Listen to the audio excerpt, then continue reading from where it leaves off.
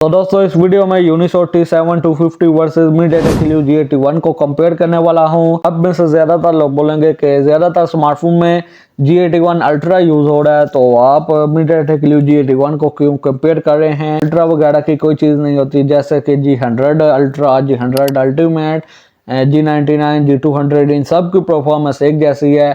इसी तरह MediaTek Helio G81 और G81 अल्ट्रा की परफॉर्मेंस आपको एक जैसी ही मिलती है। और दोस्तों ये प्रोसेसर 20 से 30 हजार की कीमत वाले फोन में ज्यादातर मिलते हैं और दोस्तों ज्यादातर यूजर 20 से 30 हजार तक की स्मार्टफोन परचेज करते हैं। तो इस वीडियो को पूरा जरूर देखिएगा ताकि आपको पता चल सके इन दोनों प्रोसेसर में से कौन सा प्रोसेसर वैल्यू फॉर मनी है, आपको किस प्रोसेसर वाले स्मार्टफोन की जानिब जाना चाहिए।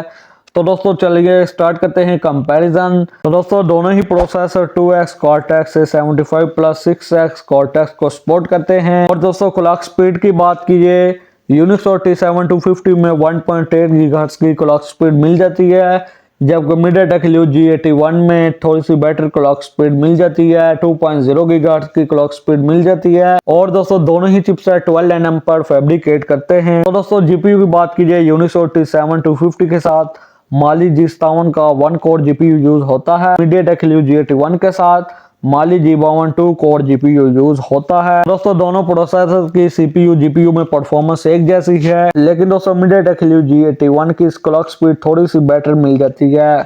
बाकी सारी परफॉर्मेंस सीपीयू जीपीयू की एक जैसी मिल जाती है। और दोस्तों एंतुतु बेंचमार्क स्कोर की बात कीजिए, यूनिसॉट T7250 में 2,64,000 स्कोर मिल जाते हैं, जबकि MediaTek Helio G81 में 2,31,000 के स्कोर मिल जाते हैं। तो दोस्तों यूनिसॉट T7250 में बेंचमार्क स्कोर इसलिए ज्यादा मिल जाते हैं क्योंकि ये नई टेक्नोलॉजी का चिपसेट है।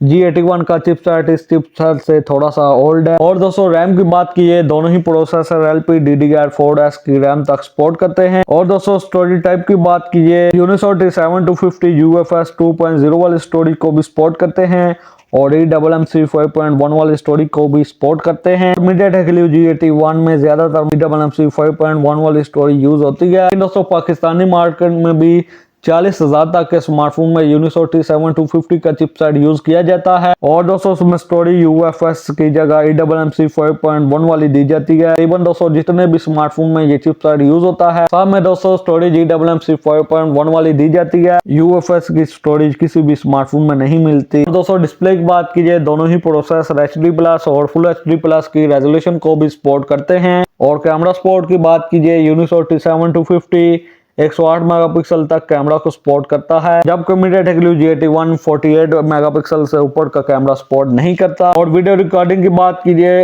यूनिसॉट T7250 में 1080p 30fps तक वीडियो रिकॉर्ड कर सकते हैं, जबकि MediaTek Helio G81 में 2K 30fps तक वीडियो रिकॉर्ड कर सकते हैं।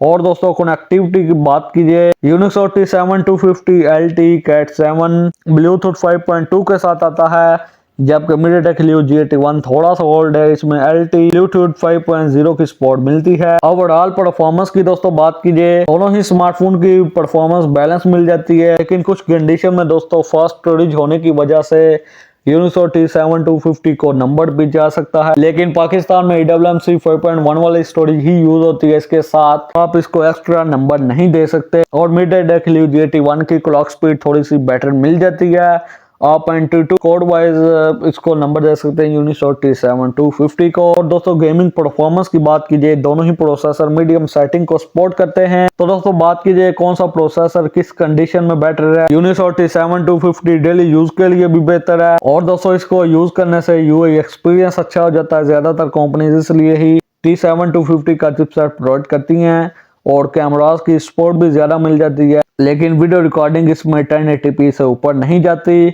और दोस्तों MediaTek Helio G81 की बात कीजिए, इसमें परफॉर्मेंस स्टेबल रहती है और वीडियो क्वालिटी भी तकरीबन 2K 30fps तक वीडियो रिकॉर्ड कर सकते हैं। MediaTek Helio G81 clock speed wise better मिल जाता है और रिकॉर्डिंग भी इसमें ज्यादा मिल जाती है। और यूनिसॉट T7250 में फास्ट स्टोरेज मिल जाती है UFS 2.0 वाली और 108 मेगापिक्सल तक कैमरा को भी सपोर्ट कर सकता है। लेकिन पाकिस्तानी मार्केट में eMMC 5.1 वाली स्टोरेज दी जाती है और कैमरास भी तकरीबन 50 मेगापिक्सल से ऊपर नहीं प्रोवाइड किए जाते, इसलिए ही दोस्तों दोनों प्रोसेसर के नंबर बराबर ही मिल जाते हैं। तो दोस्तों एंड पर बात कीजिए आपको किस प्रोसेसर की जानिब जाना चाहिए। दोस्तों आप दोनों प्रोसेसर की जानिब जा सकते हैं, इनकी परफॉर्मेंस में इतना खास फर्क नहीं मिलता।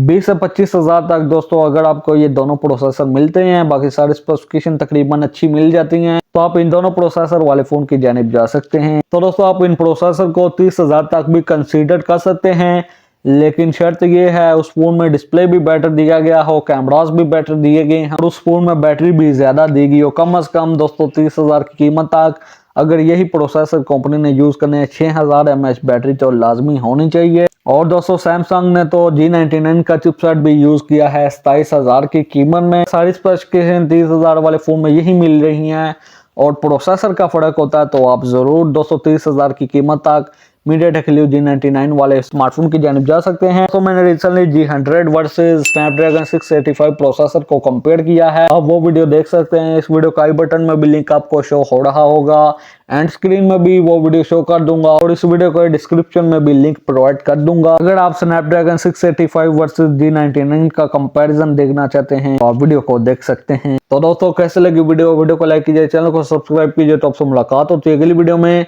अगली वीडियो तक लीजिए इजाजत। Thanks for watching.